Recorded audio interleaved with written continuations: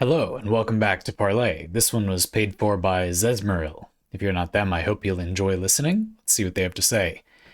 Off the back of last month, we'll continue with the theme. What is the worst warframe, and why isn't it Sevagoth?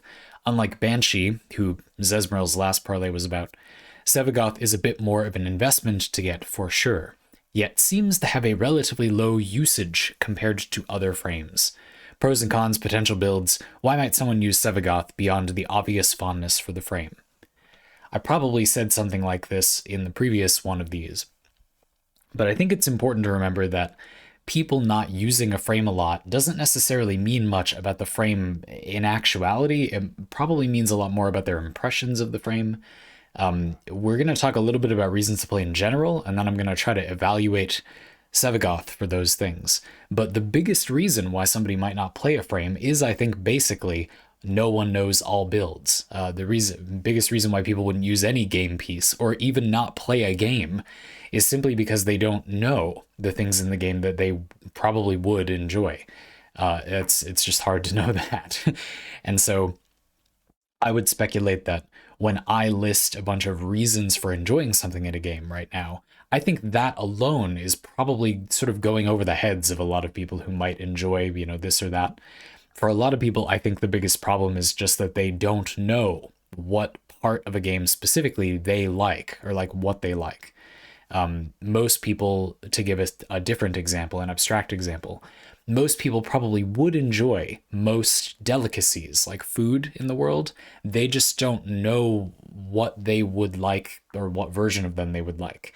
They might enjoy coffee or tea, but they don't know which one they would like, or they don't know how they'd like it prepared. It would be remarkable if most things most of humanity has mostly enjoyed weren't enjoyable to most people. No, the reason that a surprisingly large number of people say they don't like them is because they don't know if they like them, and so they won't claim they like them without knowing or whatever. And people also like to declare they do and don't like things because it's like a personality word cloud.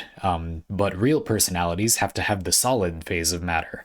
So let's condense that, create some condensation for that cloud. Reasons you might like a frame in general. Just a short list to get us started. One reason could be getting things that you find challenging done reliably. Sevagoth, I feel, is really good for this. Sevagoth has this nice mechanic where you can go into shadow form, and if you die in the shadow form, you go back into normal Sevagoth. So provided that you then make your number one priority getting back into shadow Sevagoth, you are more or less unkillable. The punishment for death in Warframe is quite light, but there are players that are having enough trouble that they will die enough that it's a problem. And Sevagoth is definitely one of the frames that has a pretty extreme way to kind of counteract that. He has a mechanic by which you kind of gain a second life, or a protective life. You can literally straight up completely die, and you're fine. You keep playing. And more to the point, in Warframe, a lot of healing and survivability is really more about making sure that you continue the objective. You're protecting an objective, and if you die, you can come back pretty quick, but during that time, you won't be protecting the objective, which could mean it will be destroyed or whatever. And so that, with enough downtime, it can be a problem.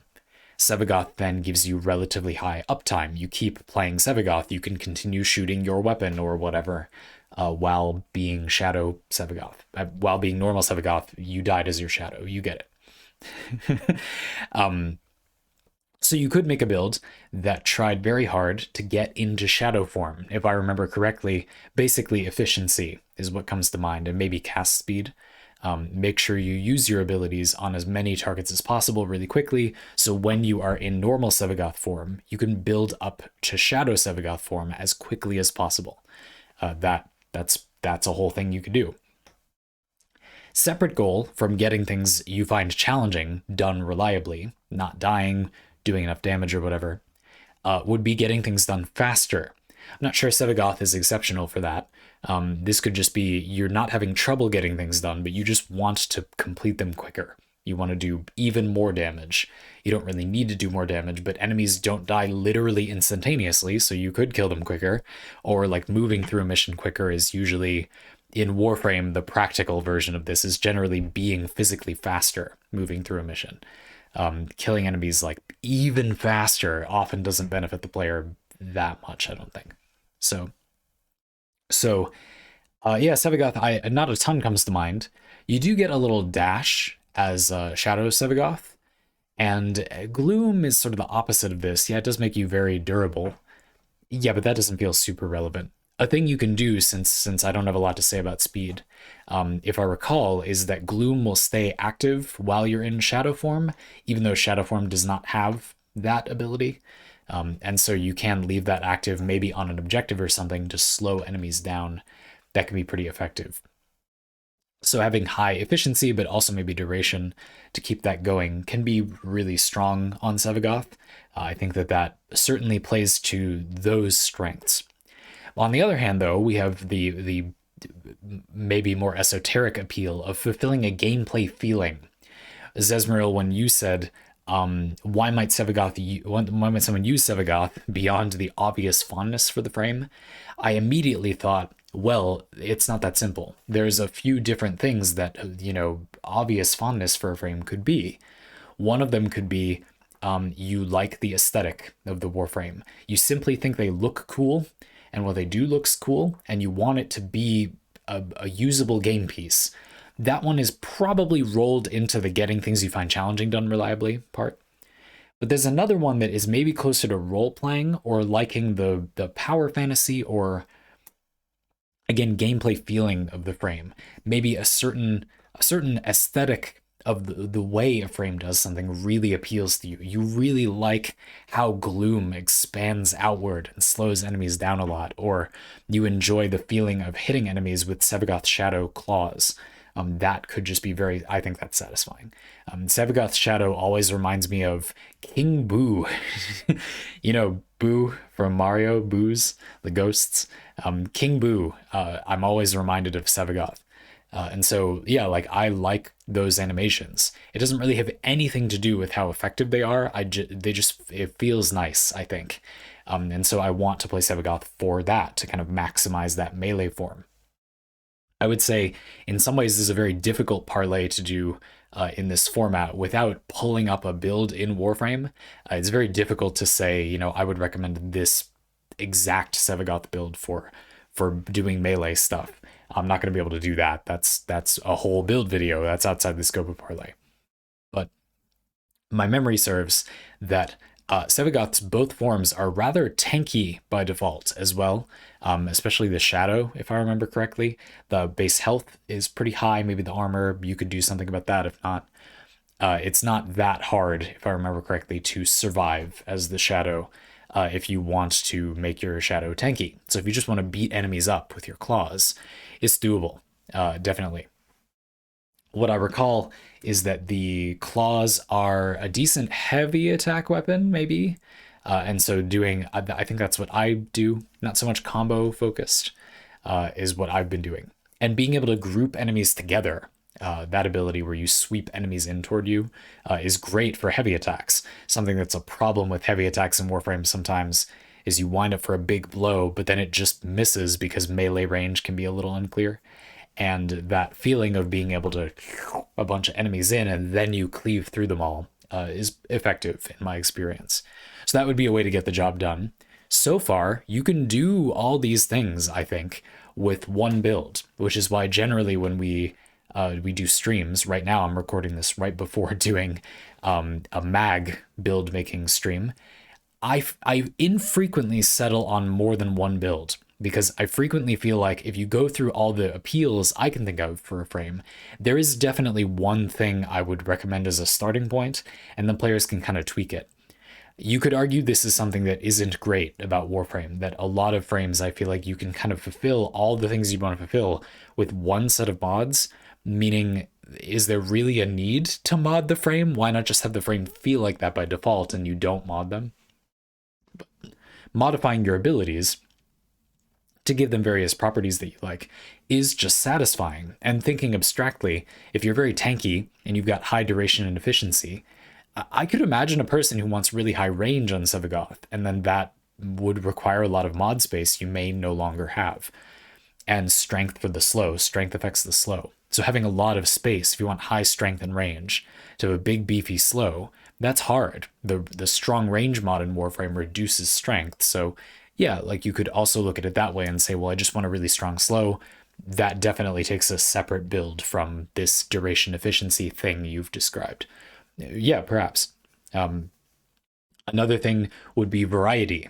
This may be encapsulated by the other ones, but again, people might play Sevagoth simply because they want something different. I do think Sevagoth is one of the more different frames in that sense, having the thing where you change forms. Gloom is a Helminth ability. You can put it on other frames, but it is a relatively different ability. There's not that many abilities that make enemies really slow in a large area around you. Gloom gives, any weapon lifesteal, so that's a big difference. Having guns that give you lifesteal, that's a big different thing. So you could play Sevagoth looking for variety. Again, I think that's something you probably do decently well. I think Warframe in general probably scores okay in that regard. There's not a ton of frames that I feel like I would say, if you want variety, don't get this one, But Sevagoth does have a weird gameplay loop of his own that way. So that comes to mind. That could be appealing. Let's maybe go a little further, though, where this is hard because I don't have every single frame pulled up. You kind of have to go through everyone to do this, but something I'm very focused on as a player, because I have every Warframe, is where would I choose to use this one over all others? And there's lots of little contexts we could talk about. Things like, what is Sevagoth's railjack ability? I just don't remember off the top of my head. Maybe the largest pull area, or how big is that ability that rakes enemies in and pulls them all together? What Helminth ability do you want to add, and is this a frame that lets you add that Helminth ability on top of another combination of abilities that you don't have to get from the Helminth system that lets you have a unique combination? Something like that. There could be lots of those specific things, but I mean a little more generally, what type of mission, I guess, maybe brings out the most, or the good vibes for Sevagoth, or for any frame you could do this for. I was saying before, I think something I think is significant is the ability to slow in an area with Gloom and then deploy the Shadow and just kind of do stuff while Sevagoth is slowing that area on an objective, defense or mobile defense. Or you could do it in Interception. Your Warframe and your Operator cap separate points in Interception. That's weird. Sevagoth's Shadow might also. I don't know. Maybe if you get out of Sevagoth, go Shadow, and then I don't remember how this part works. Maybe if you get out of your Shadow and your Operator, is that 3? That could be uniquely powerful for Interception. And even if it isn't, locking down a point by slowing enemies on that point, just like in a defense or a mobile defense, could be very valuable, pretty fun, and make the most of what's in that kit. You might find that really fulfilling if you just want to do the fantasy of being Sevagoth and kind of maximize the unique feel of all those different abilities. That seems like a good place to start. Where else, though? I mean, you can role play as a Railjack captain. That's not bad. But what else? I guess I do want to talk a little bit more about the when you say what is the worst Warframe and why isn't it Sevagoth. I like the spirit of these parlays. Really, I do. Let's sit down. But every time I see them, I think, yeah, I don't know. I don't know if anyone who's thought about it thinks that. I always prickle when I hear people say something is the worst of the best, or people think it's the worst of the best, or they seem to have a low usage. They might just not. We have before seen statistics about Warframe usage from the developers. That was really interesting. And there were some Warframes that were very rarely used that had, like 1% usage for players that, were of the rank where they could get the frame and, it adapted for that stuff. But Sevagoth strikes me as a frame where you hit the nail on the head saying, it's hard to acquire a Sevagoth. So not that many players would even have Sevagoth, you would think. Unless they bought him. And there's so many options in Warframe that it doesn't seem incredibly likely that any individual option will be bought over others. Frames probably have a sale cycle where they sell a lot until there's another newer frame. I would imagine. I don't know at all, but I would imagine. And I think that that initial bias doesn't uh, really say anything about the frame's quality. I know this might be obvious to some people, but I think it's worth discussing. A game like Warframe, I think the way it's set up has the effect of making frames seem less popular than they kind of are in one sense. It makes it seem like people are less sold on the idea of the frame than maybe they are. It's just that there's too much. It reminds me a little bit of the situation in Magic the Gathering has been coming a lot up lately. Magic has a lot of new cards coming out. And so a lot of new sets that come out just don't get enough time for people to really like them. It doesn't really have anything to do with how much people are liking the cards. Well, I mean, it does, but I'm saying there's a separate factor, which is just that people don't get enough time to enjoy that new thing before something else comes out. Something that I think plagues Warframe's design overall is this factor more broadly. A lot of systems in Warframe, I think, are the way they are simply because the game feels it needs to have a way to bring in new people. So systems have to be designed in a way that is kind of needlessly separate from some other existing system. I think a good example would be mods compared to arcanes compared to archon shards. They're all more or less the same thing. They're not really different. They do tend to have some different qualities. A lot of arcanes stack up or provide a temporary buff. A lot of mods don't have effects like that, but some do, and some arcanes don't. And archon shards provide kind of, base stat increases. You could think of them that way. Not exactly, but they're, modifying the basic qualities of the frame is all I mean. Sure, they're kind of different, but they're kind of not. You see what I mean? Really, the reason that those are separate, I think, is to make them feel like newer parts of the game. For an established player, I would argue it doesn't really benefit the player that much that this thing isn't part of an existing system, but it has some marketing benefits. I always feel like I'm making it sound evil when I say that, which I don't intend to. Same thing with frames like Sevagoth. Like I think the going out of your body and being Ghost Sevagoth probably just has a lot of appeal when advertising the frame. It's easy to advertise that thing. Just like how skins in Warframe can be useful, sometimes problematic for advertising things. I remember a funny situation where when Citron came out, I thought Citron was the Rhino Deluxe skin that came out in the same update. So I was talking on a stream and I said, oh, there's this cool looking new, Hercules beetle Warframe. It looks awesome. And people said, oh man, I don't know how to tell you this, but that's a new skin for Rhino. That's not a new Warframe. But of course, the way most articles were set up, they showed the cool looking skin and said new Warframe and Rhino Deluxe skin or whatever. And so I foolishly assumed that the one was the other. And it's, I'm an idiot for doing that. But it's an example, I hope, of the marketing hype having a bit of an effect on how frames are perceived. There may be the focus initially, but don't necessarily fit too well into a whole.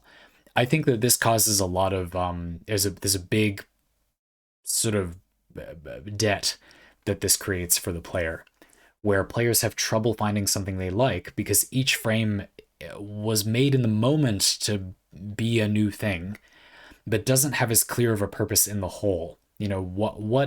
What problem from a player, what desire, what fantasy that isn't already fulfilled by Warframe does Sevagoth fulfill?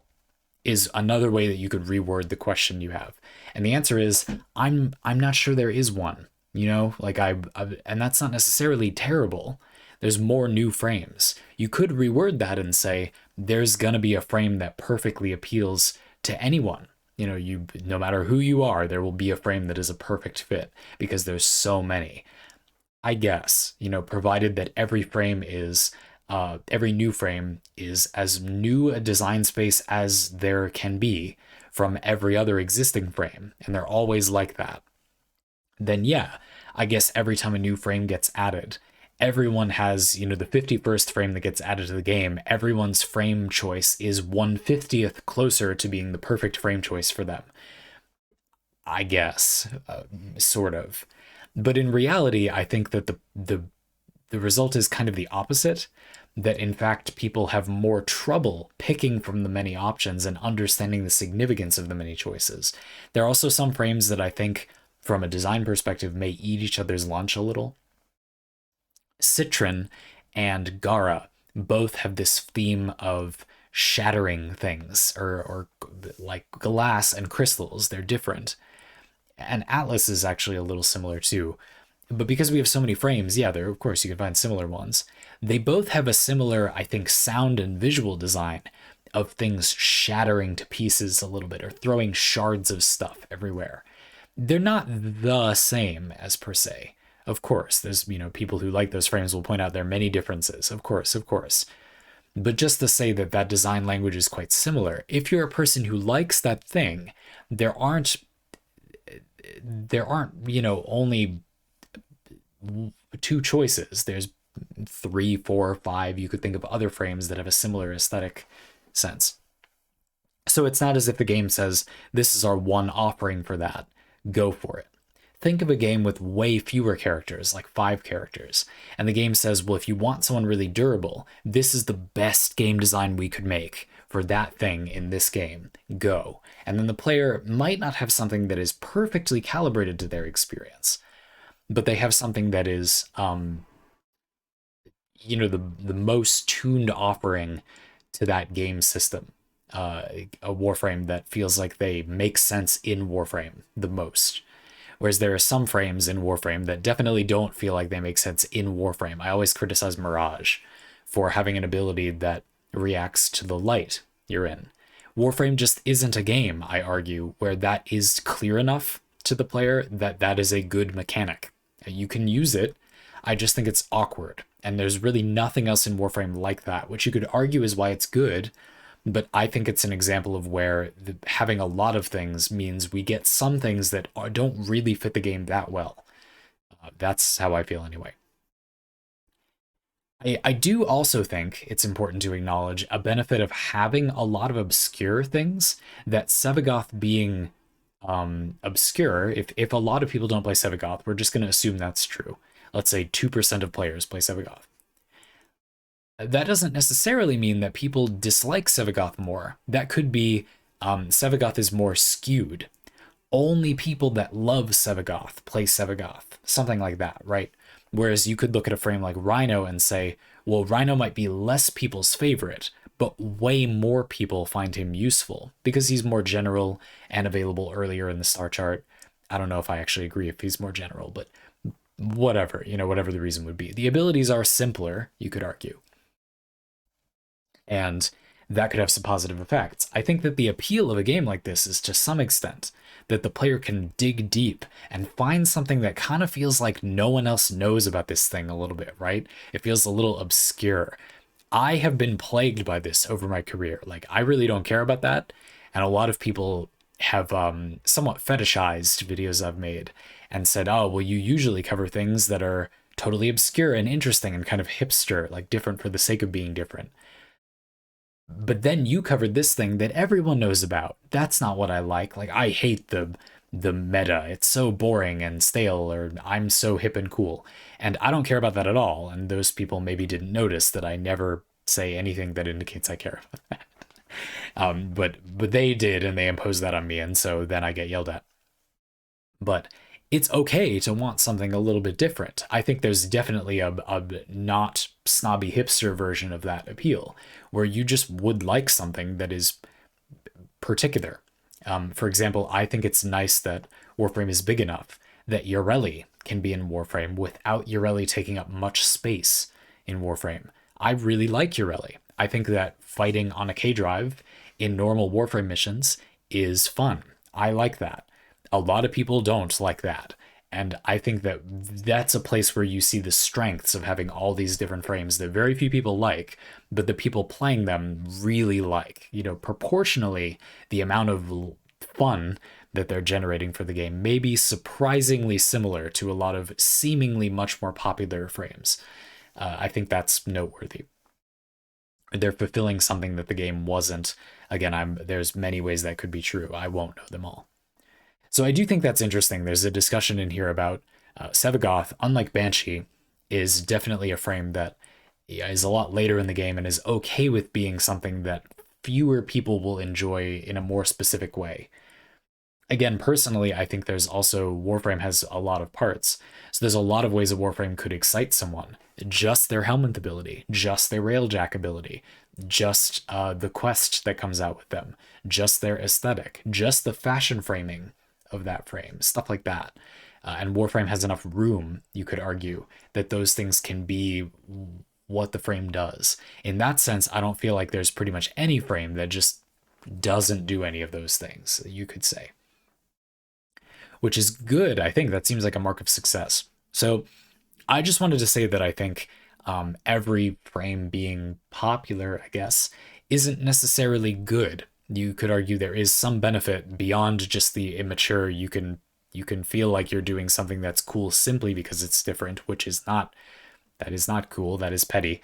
But I think there is a non-petty version of that appeal for sure. There is something where you get to experiment with something that, for example, not that many people have experimented with. You simply don't have much community feedback. Maybe because I play this game on the internet for a living, I'm gonna know if there's a popular thing for a popular frame. I can't really not know that. You see what I mean? Now, if you don't do this for a living, you could not know those things. You could just read no resources about a game, but you can accept it's hard for most people to, what are they going to completely not use any, like Reddit, for example? They just have to stop using Reddit for their game they like. You could, but that's a cost. I'll leave it to you to decide what cost. And so realistically, you probably won't not know if there is a popular thing for that thing. You are exploring a little more if it is a frame that less people have kind of gone deeper on. It is tiresome when this results in YouTube videos of people fanatically claiming that I've discovered this totally unknown thing that it turns out the few people who play that frame, it's actually pretty obvious. And people are getting a bit excited just because they're the first one to have done the thing.